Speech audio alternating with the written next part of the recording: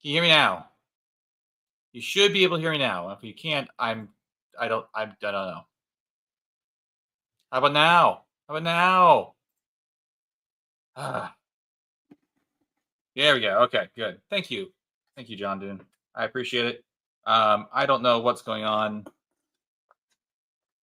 Something dumb. I'm not sure what. Good. All right. Let's go ahead and fix one thing here. Let's try this.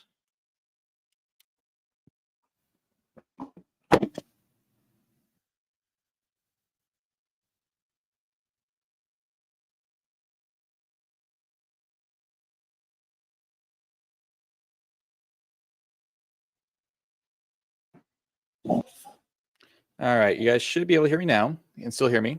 So I'm going to clip this on. It should be a little bit better than whatever else I was doing. As you can tell, this is a much less professional live stream than usual.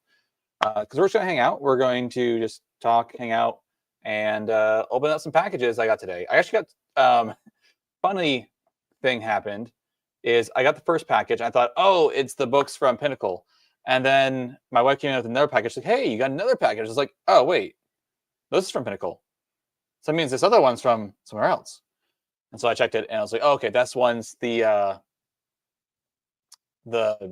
one for the Sidewinder Recoiled stuff. So I got my hands on that stuff. We're going to open both of those things. We got some science fiction companion. We're going to talk and get the Sidewinder Recoiled. Just a heads up, though, I did not get the full science fiction companion like stuff. Like I didn't get the minis or anything. So I wasn't sure how much science fiction stuff I plan on running. I'll run some stuff. I'm not sure how much I will be running. And I've been in a 3D printing craze today, so I might as well just 3D print my stuff at this point. I am going to drink a whiskey, though. I got some Lot 40. This is a Canadian rye whiskey. This is our first pour of it. I don't think I've ever had it before. I've heard good things for a Canadian, so I'll try that today. We're going to get started. I hope everyone's having a good Friday night, going to the weekend. I actually have a 3-day weekend because my office started doing this thing called the whiskey. You want to show you the whiskey? No, you want to show me. You want me to show you something else. Our office started doing this thing called Global Rejuvenation Day, meaning that across all of our regions, because all of our different holiday schedules tend to be different for different countries, they added in some extra days where we all have everything out. Like everything's closed across the whole entire world for our company for one day. So,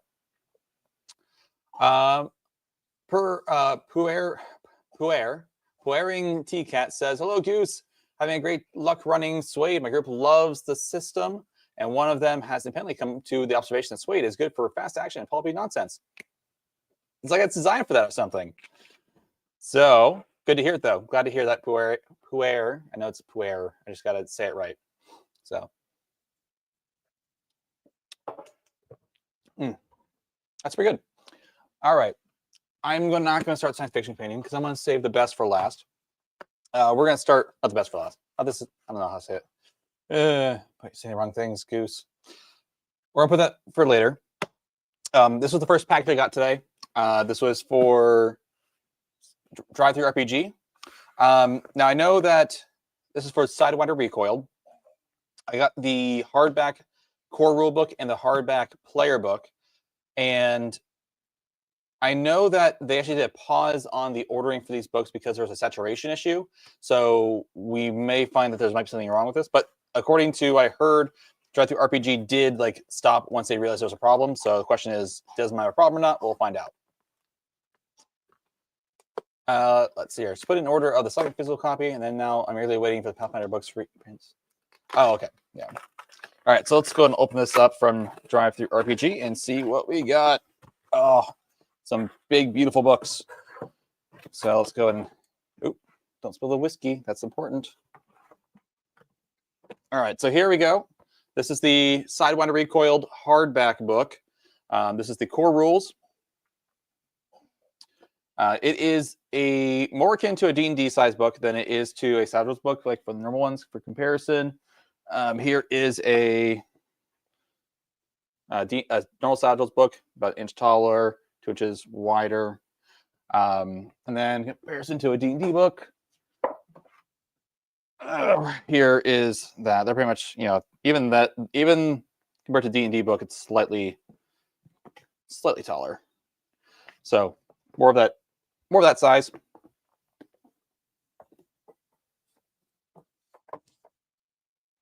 Shut that book all the way back. And let's go ahead and open up and see what it looks like inside. So I'm not seeing any saturation issues, so that's good. It looks really good. This is they didn't offer a premium color version, and that makes sense because the art style inside is pretty matte. Like there's not like a lot of like bold colors or anything.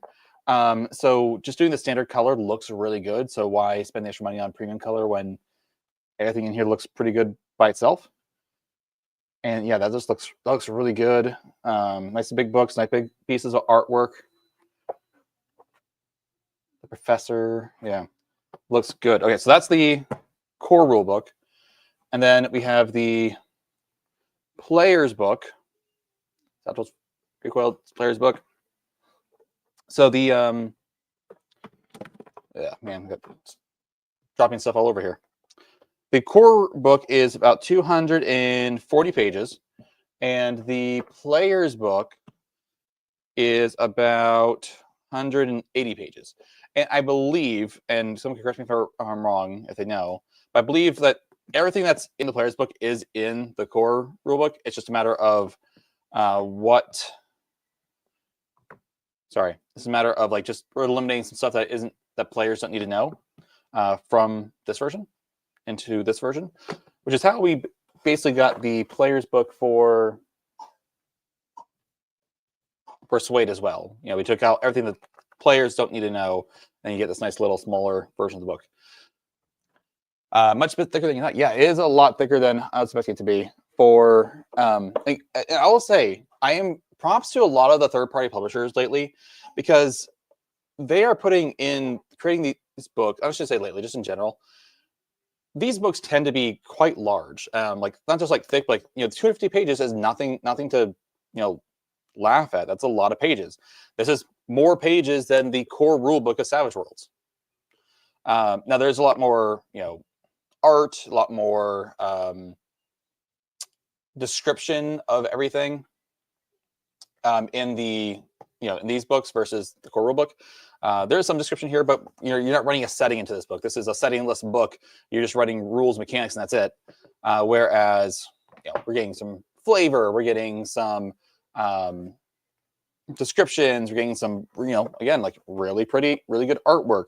And I love that the artwork in this book is so consistent in its styling and just looks so good. So looking forward to kind of diving into this. I've had the PDF for a while, but I haven't dove into the PDF as much as I would like to have. And I'm planning to just go through this.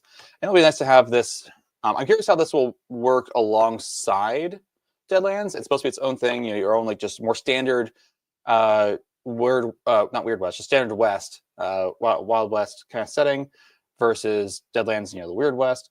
I am curious, though, if you can incorporate some of these things that are in here into Deadlands or vice versa and see how that goes. So see what that.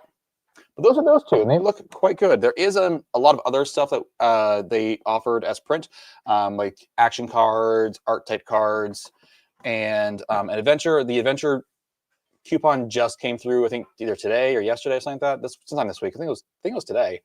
So I'll have to order that eventually once I have all the funds to do so on my TTRPG account. If you're interested in getting this, you can get it through the link down below.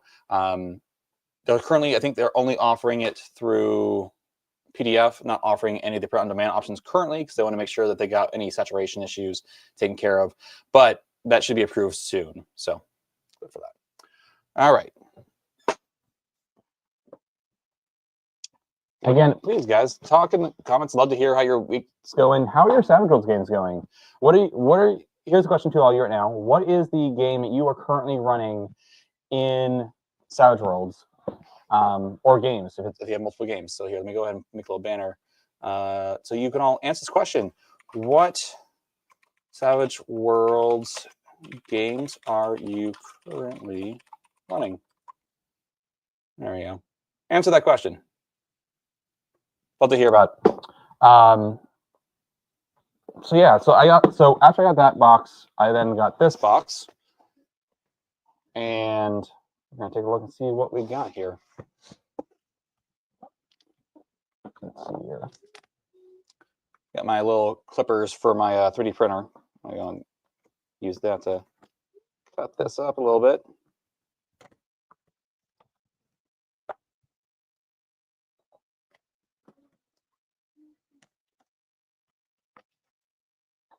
Now SF says Rastral, aka Nelson dos Santos. CFed says you got your shipping label, waiting for the USPS to pick it up. Yep. That's interesting. Mine came through FedEx, so that's what that's all about.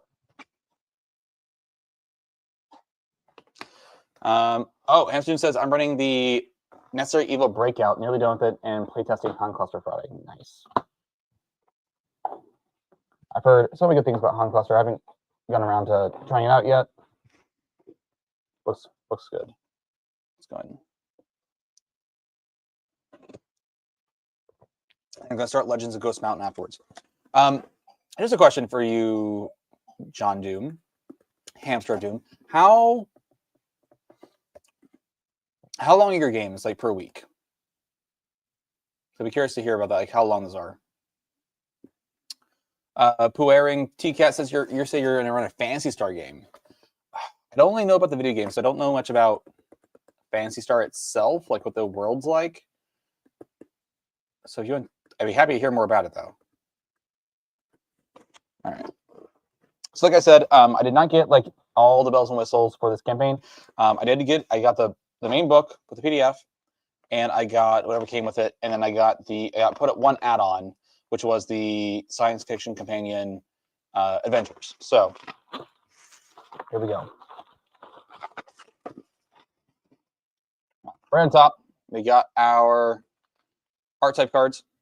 Art types are art types are really helpful to help players like understand how they can make characters, and however, I will say when I first started out, not understanding this was a classless system, right? I didn't understand that there was no classes, and so I at first just thought that the archetypes were the classes. I'm like, oh, this is just how you choose one of these, and then that's how you start. And that's a perfectly fine way to start. But I will say, I first started, I was confused with that. Now, when I started though, this was a deluxe edition, not in Suede. So I think they've been a little more clear about that kind of stuff. I also was, going into it with a very narrow mindset, right? So yeah.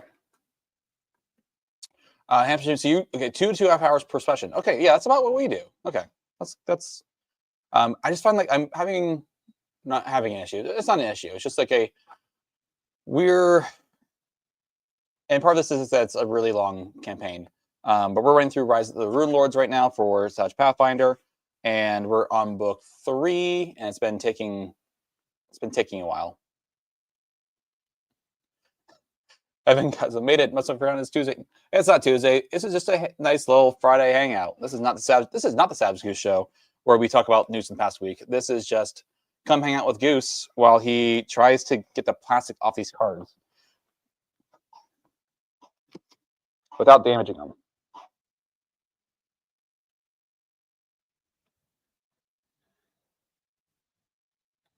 There we go. Okay.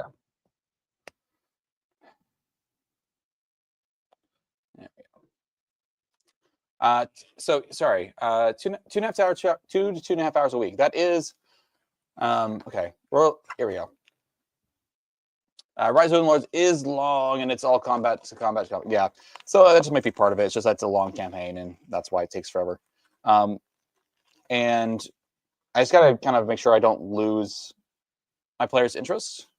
It is kind of classic fantasy, more like D&D than anything else, and that's good for them. But I also want to try to get involve a lot more stuff in it. I was running that before the playtest, and we'll run it after the cluster is finished up. And then I assume, okay, here's the next question, John. How many games are you running a week? You gave up on book one. What caused you to give up on book? Like, what was the thing that you felt like you were missing from the adventure path? Like, or that one. I'm realizing for myself, that I didn't have. I don't feel like I have enough background on some of my player characters to really get them incorporated into the story as much. I'm starting to work on that. I'm trying to build that out a little bit more. My one player actually has a lot of background detail that I've been able to like pull from and interweave into his story into the game and give him like a personal reason to like kind of continue on in the venture. And the one player, I kind of gave him. He started out with a mute hindrance, and he ran into a cleric that the thing is like the mute hindrance is not that hard to heal. If it was like a battle scar wound, right? So that's how you, and it's not that hard to heal in game. So I had an enemy PC fix it for him. No strings attached, but I'm trying to consider a side effect that might happen, and we have like an idea for one. See, if I am lucky if I can get in a session once a month. So that is something I have been, I guess, blessed with in a sense. Sorry, I'm just like playing with these cards right now. So I play in 2 games a week, one on Mondays for 2 hours, one on Thursdays for 2 hours. I DM the one on Thursdays, that's Rise of the Lords. And I play in one on Mondays that is just more generic fantasy. We use the no PowerPoint system in that game. And one of the things that it's come down to is like when I create a game, when I start a game, or if I'm part of a game, it's usually a week. It's got a regular occurrence. Not like, hey, let's schedule the next one. It's always like the one game we've done it once a week since 2014, right? And we've had changes. Like at one point, the group had 7 players. Right now, it's 3 players. A lot of people had kids and stuff, and certain people have different priorities and such. And so we've had that game going and that was always like, I think when we started out, it was every 2 weeks. And then I realized that everyone was kind of committed to it. So we just turned it into every week. And we just did it. Yeah, ran it for like 3 hours every week. I think it was like Wednesday nights for 3 hours, etc. Until people had kids. So that kind of changed things a little bit. So we're run one now in person every Thursday for 2 hours. And I'm part of one every Monday online with in-laws and stuff for 2 hours. And then I'm also in a game that's once a month for 2 hours for D&D, but it's the third, I think it's like the third Friday. So it's in our calendar, repeating 8 to 10 every third Friday of the month, which makes things a lot easier to schedule because it's just like, we are committed to this. We're saying this is this time. That being said, I think one of the reasons that's been so easy is that I think the people I play games with come from a culture of scheduling things on a weekly basis, mostly meaning that in churches, which is everyone that's in my games are Christians and regularly part of their church life. They all have weekly commitments to different church things. So it's like, every Tuesday is Bible study, something like that. And so there's a kind of some level of like familiarity to, yeah, I do this thing on this night every week. And that's just kind of part of our routines now and our habits.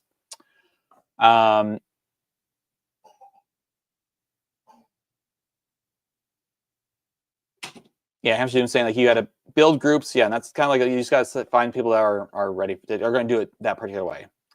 You have to start another group, and we're going to do a one-shot and session 0 after that week. I will say that's something else I'm going to start doing, or I'm trying to do more often. It's just a matter of like finding the weekends that I'm free and my wife and I can agree on like kid duties and stuff, or just getting kids taken care of in whatever way we decide. And that is doing one shot once a month. One of the things I'm thinking about doing maybe is just doing it from like 5 to 9 as like a 4-hour thing, and invite people to come play 5 to 9 on like a Friday or Saturday, probably Saturday, and then like putting a movie on for the kids. Then once the kids are done, we take a break, put the kids to bed, that kind of thing. So yeah, we'll see. We'll see how that goes. Anyways, archetype cards. We've got a commander. We've got a psyker, which looks like some sort of psionics type thing going on. We've got a medic. Medic's got, come on, focus. There we go. It's got bolster, brave, exoscientist, level-headed. Very cool. We've got the engineer. We've got the surveyor. Got the ambassador, who looks Vulcan-esque to me. Does it say what their race is on here? Or are they just trying to say that they're like, they may still be human? Yeah, so they're human. Okay. We've got a pilot. Actually, I'm noticing like I think almost all of these. No, we're trying to get into some here in a bit. Pilot here. We get the grunt. We've got the controller. No, I think they're all humans. Interesting. I wonder what the reason was for that.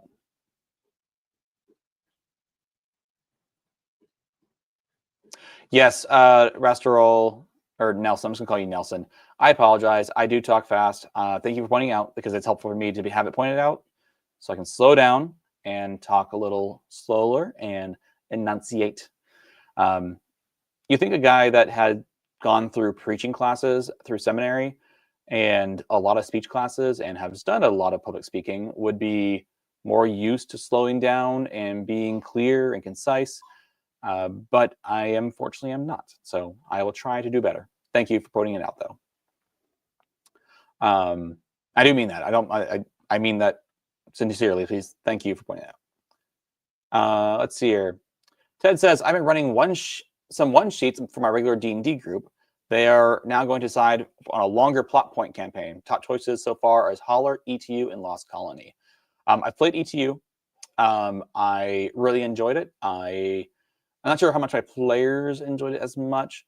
ETU 2 is coming out relatively soon. We don't know what that means, but it should be a Kickstarter. I'm guessing in the next 2 years. Hopefully this year for like an updated ETU for Suede. I have the Holler books. I have not run Holler yet. That is on my docket to be played. And Lost Colony, I'm trying to decide if I want to get the books for the current Kickstarter, the current backer kit program for it. So we'll see. One of the sessions I ran for them was from the Sci-Fi Collection, which is in this box. My buddy from work runs Sundered Skies. They love that game. I've heard good things about Sundered Skies. I wish they would update it. I don't remember who makes it, because it's not Pinnacle, I don't think. But I wish they would update it for Suede. I have this thing right now where there's so many Suede products out there that I want to get that I'm hesitant to get any previous edition products. But if it's a good enough product, I'm hesitant because I'm worried that they're going to release a Suede version, and then I'm like, oh well, I wish I would have waited. Kind of like I have with my Rifts, because I have the deluxe editions Rift stuffs. Yeah, it's third party. I just can't remember who makes it though, because I know it's not Pinnacle. I just can't remember which third party publisher it is. Whoever it is, I wish they would make it into Suede. We got a squad leader. Let's see here. Oh wait, okay. This person is not. This person is not human. Because they're a centaur or something. So that's interesting. There, envoy. Well, there you go. So those are the archetype cards. I'm going to set those aside. All right, next thing I have in this box is the Savage Tales of Science Fiction book. This is a collection of adventures using the Science Fiction Companion, and each of them does it a different way. It's kind of exploring how there's different kinds of science fiction. Like there's one in here that's more Star Wars-esque. There's one here that's I think it's like more Star Trek-esque. Stuff like that.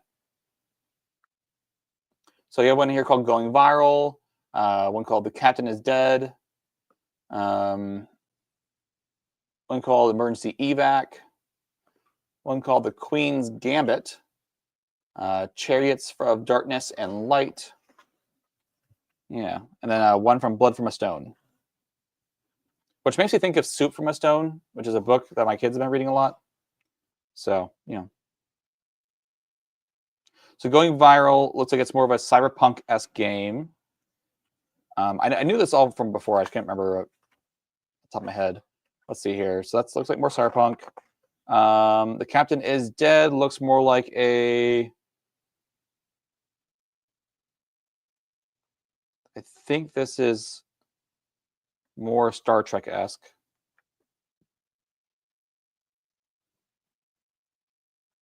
Yeah. And then let's see here. Emergency Evac is by J.M. DeFoggy. This one is, well, it's got dinosaurs and mechs. So, yeah, dinosaurs and mechs. Let's see here. Space Centaur.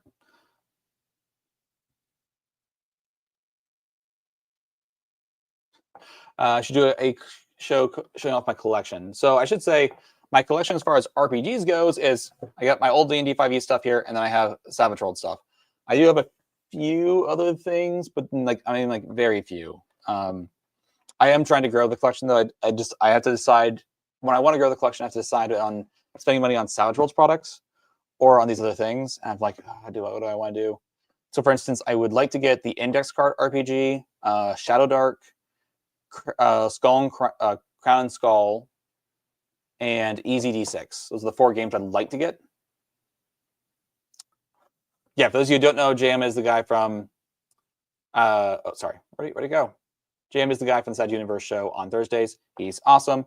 Him and I have talked a lot about his game, which is called Jackals. It's not a Saddles game, although I'm trying to convince him to... Me and a few other people are trying to convince him to make Jackals into a Suede product. So hopefully convince him, but I think it should be easy enough to do. Oh, come on.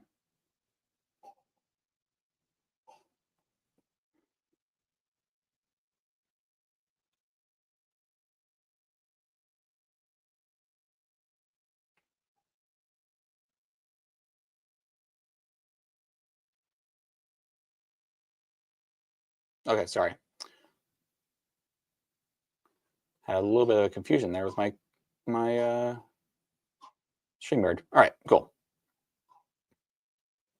Yeah, so I would like to get a whole bunch of other RPG stuff, mostly just to read it and get an idea of game design, to see like, and that's kind of been like what I've been into right now, is looking at people who are doing game design and seeing what they're doing and like why they're doing certain things.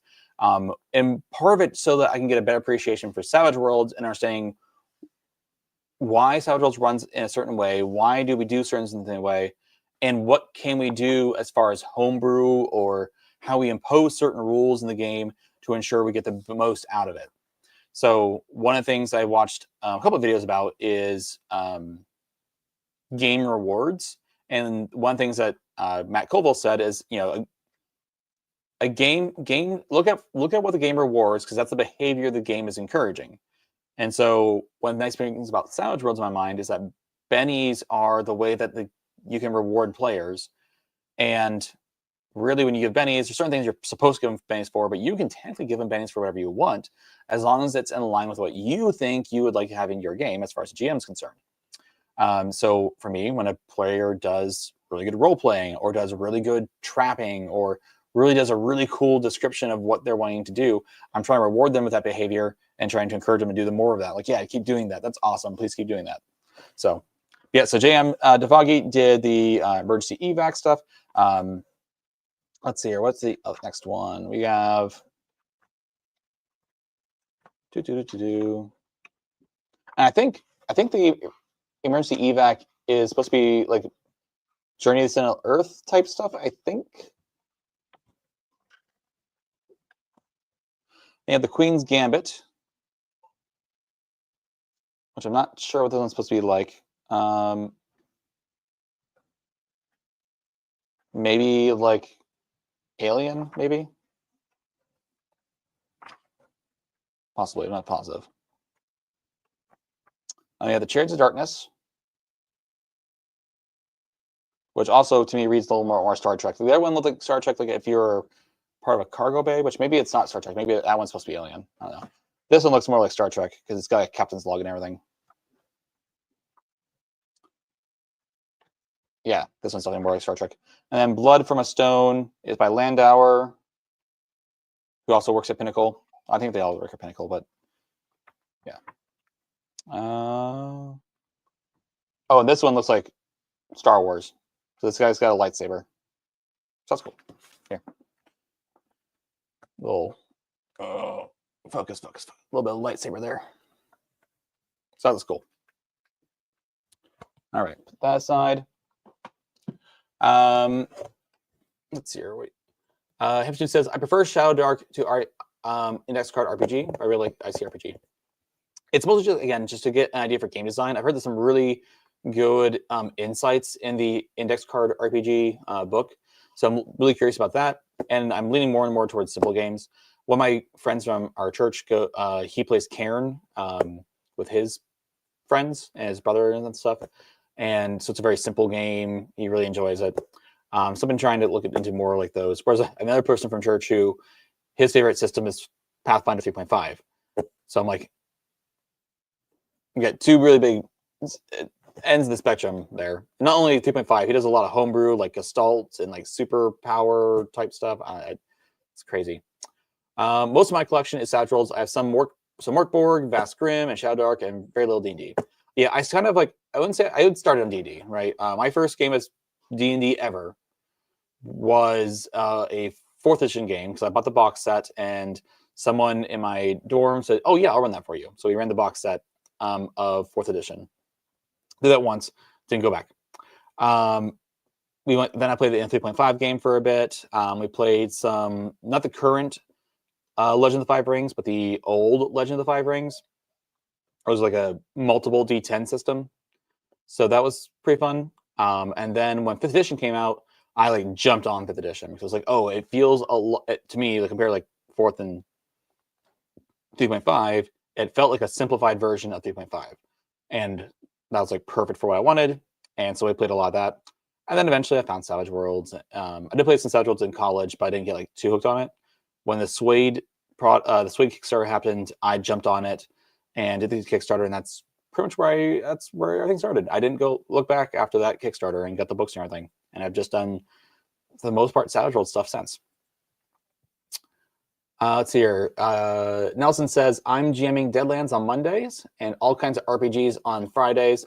Currently D&D, but planning to try Dread next. Dread is awesome.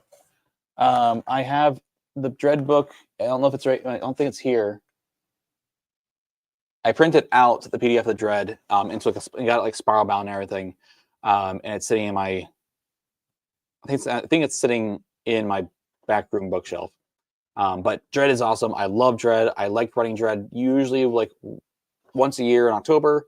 For anyone I can get to play. I haven't run it in a couple of years though. I think it's been slowed down because of pandemic and stuff. So, yeah, yeah. Ted says, I figure I'll spend my money on non-D&D stuff, which I can buy used later. I just see what other systems offer, both the fluff and the crunch. Yeah, I do spend a lot of time at the half-price bookstore looking at what is in, see like what's in their used section, and hopes that I'll find something. I did find a copy of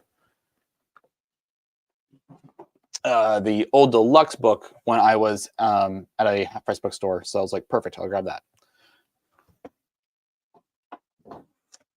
Let's see here.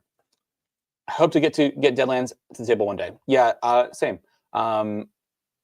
Again, there's like a whole bunch of stuff I want to get to the table, and it's just a matter of like finding the time. And this is why I would want to start doing more one-shots so that I can play more games, different things, and just try them out. So we'll see. What was my L5R clan? I believe Lion. I believe I was part of the Lion clan. I did play a little bit L5R, like the game, the deck building game back when I was run by AEG, but very briefly. It was like I didn't spend like more than a semester doing that. Student says I ran that Tuesday group through the horror at Headstone Hill. I think it's horror at Headstone Hill. I can't wait to get them back into Deadlands. Yeah, are you using voice to text? Can't wait to get them back into Deadlands, but there are so many games. So many games. Yeah, I need to do a video at some point going over like my top 5 games I want to get to the table next, because there's like so many games. I have that Solomon Kane RPG coming with the RPG Vault with all the minis and stuff. And I think one of my players has agreed to be the GM for that, so I should get to play in the game, but we'll have like all the accoutrement and all that. I also want to GM some Savage Old Sci-Fi stuff, and the JM adventure Rites of Spring Madness. I've run the adventure for Springs of Madness. Definitely read through it, make sure you get a good feeling for it. I had and I just talked to JM about this. There's a few parts I had a little bit of trouble running and understanding how to do it. Mostly that it felt unclear what the players are supposed to do a few times, especially with combat, and a little bit towards the end. But I think overall it was fun. Good. Okay, you are using voice to text. That's what I thought. All right, so that is this nice hardback copy of the Savage Tales of science fiction. They did a bunch of fantasy ones, but I don't remember them offering a hardback book of the fantasy ones. I mean, it'd be cool if they did. They like did that, because I really like the idea of them making one of these for each companion. So even though we've got like, this is like theoretically the last companion, I like the idea of them making a bunch of these for each of the companions so that they can showcase the different kinds of games that you can run with those companions. So that'd be really cool if they did more of these. All right, moment of truth. That's the big one. Here we go.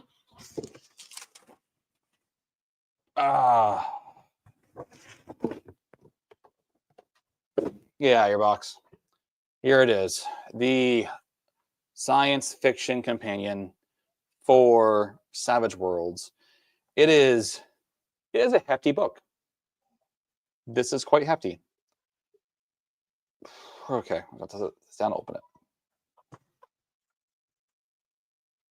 There we go. Got some beautiful inner artwork there. It's just the cover art, but you know.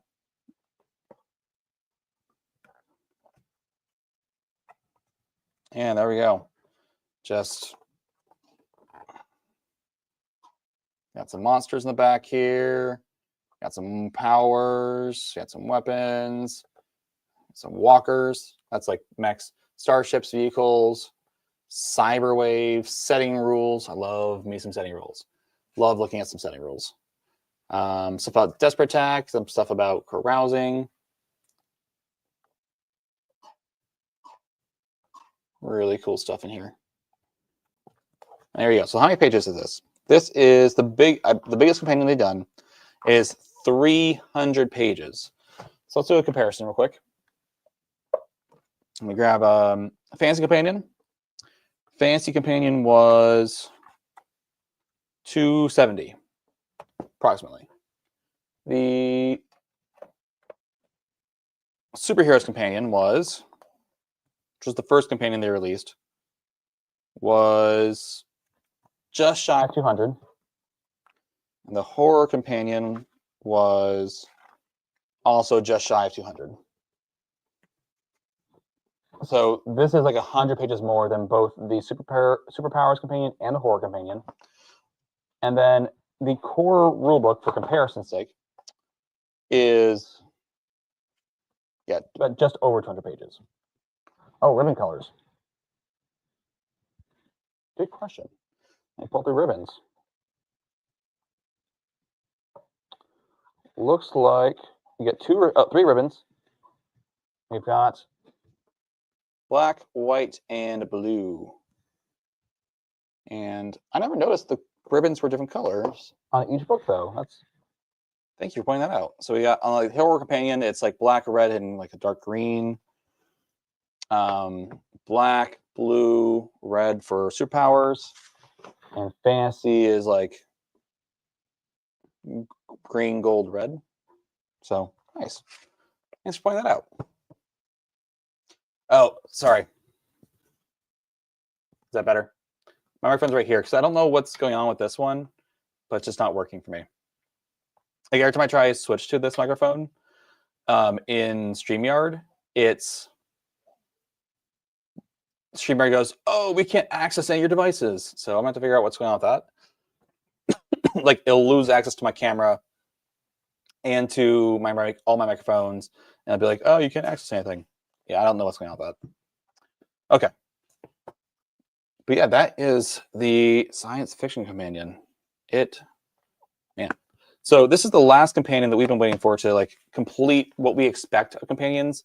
In previous editions of Savage Worlds, they did do all 4 of these companions. There's been talk of them doing another companion. Nothing confirmed, nothing like even set in stone that they're going to do it. But there's been talk about doing a companion like a martial arts companion, where it's like focusing on martial art type settings. Where for me, when I think martial arts type settings, I think of like Iron Fist. I think of any like Jet Li movies, or like Ip Man, or some Jackie Chan movies, that kind of stuff. So we'll see about martial arts. I'm not sure. I'm personally not convinced, and you don't need to convince me. You need to convince people at Pinnacle that there's enough content to put into a martial arts book. And I'm also worried that if you do a whole entire book on just martial arts, people are going to want to pull from it and make martials really powerful in like a fantasy game or in any other game. And when it's just like, no, you're not supposed to, like, it'd be nice if there was some more guidance around like how to use some of these books. So yeah, just a hot take there.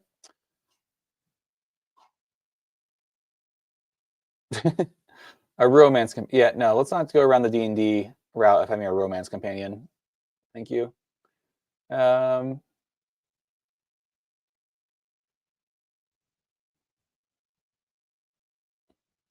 Let's see here. Ted says,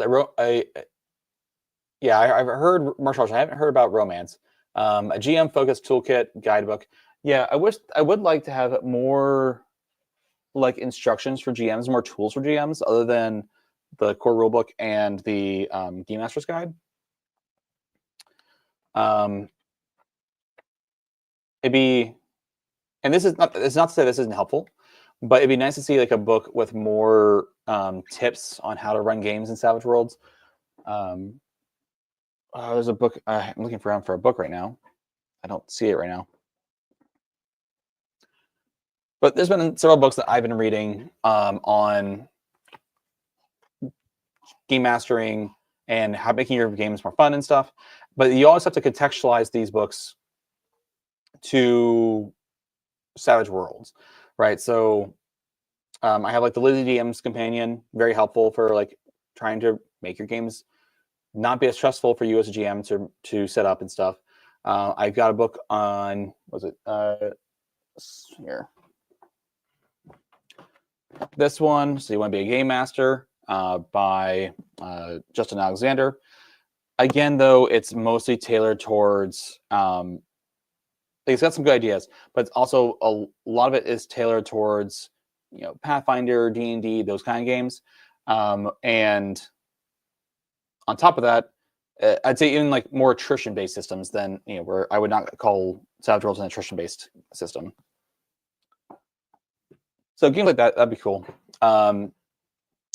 Ted says there are many tips among the many podcast videos, etc., but a Suede-focused guidebook would be great. Yeah, and I'm here trying to help give out those tips.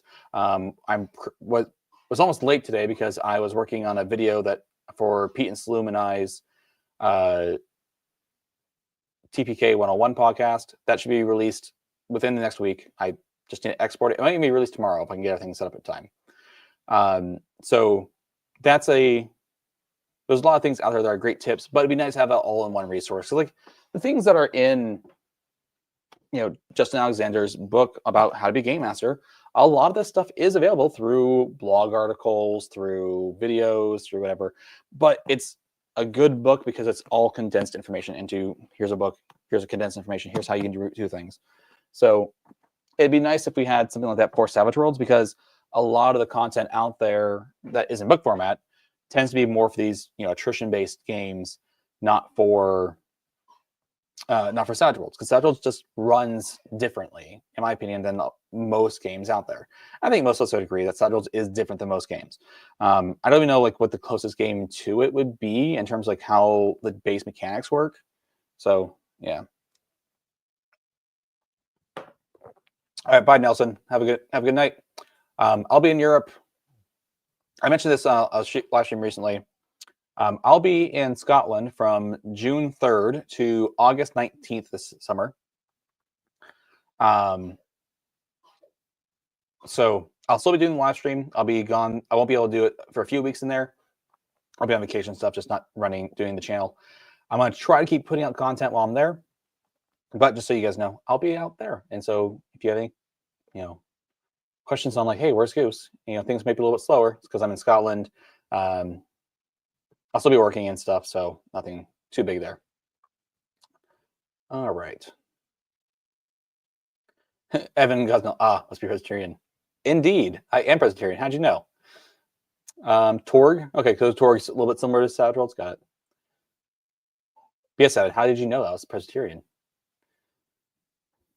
Because of Scotland, yeah. It even helps. I actually became Presbyterian while I was in Scotland. Let's see here. All right, well, that's everything I had to cover today. Just wanted to unbox stuff. I will be probably running another one of these, hopefully within the month of March, because I hopefully should be getting the Savage Solomon Kane stuff that I'm super looking forward to.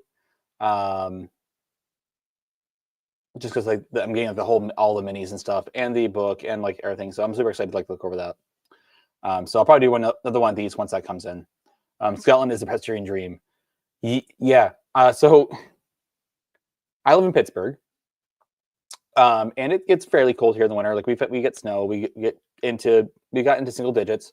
I actually grew up about 2 hours north of here, which it gets a lot of lake effect snow. So going into the negatives was not uncommon. Having several feet of snow was not uncommon. In Scotland, though, and then in the summers it gets into the 90s easily, right? So you have this big gap. I was looking at the weather for Scotland, where we're staying, and they've been usually in the 40s for the past 3 weeks, and then in the summers they usually hit high 60s as their highs throughout the summer. So this is our gap, and this is both much narrower, much more temperate climates. I considered our climate to be I guess not temperate, but I don't know, it's a very temperate climate. Very this is going to be pretty standard across the whole entire year. Only seeing a 30 to 40 degree difference Fahrenheit, a 20 degree difference in Celsius, not even. So that's super exciting. And to an extent, I'm gonna probably miss the warmth a little bit. But also, Scotland's got, must be a dream. Yeah, because they got Scotch. I'm drinking Canadian whiskey right now, but Scotch is pretty good too. So I think there's one distillery nearby where we're going to be going. So I'll have to travel up there at some point. I think I can take the train. The place where we're staying is literally the last it's the last train stop. In the if you're going from Glasgow, you take a train out. It's the last stop in the line. So that's how remote we're going. I have to walk half an hour there. What flavor of Canada tonight? This is 100% rye from Lot 40. This is the number one Lot 40, the 86 proof. Yeah, 86 proof. Pepper pot still, 100% rye, Canadian. Canadian is not something I usually go to. So, yeah. Guessing further that Edinburgh on the list. I'm not sure what your question is there, Evan. So where we're going is on the east coast of Scotland. No, sorry, West Coast of Scotland. Is a little town called Stranraer. I say little town. I don't think it's used to be a ferry town that's died down a little bit because they moved the ferry a little bit north of the town, along the coast, so they don't get as much traffic anymore. But it's the last train stop for that line is in Stranraer, and that lets me go all the way up. Oh no, you're not allowed to call me Josh. It's Goose. All right. Well, thank you all for hanging out and just chilling and talking over some Sad World stuff and just hanging out. Hope you all are having a great Friday. I'm going to drink this whiskey and probably do a few other things. But I'm glad you guys came and joined me. And I hope you all have a good night. Play some Savage Worlds. I'll see you all Tuesday with a topic yet to be determined. Cheers, everyone.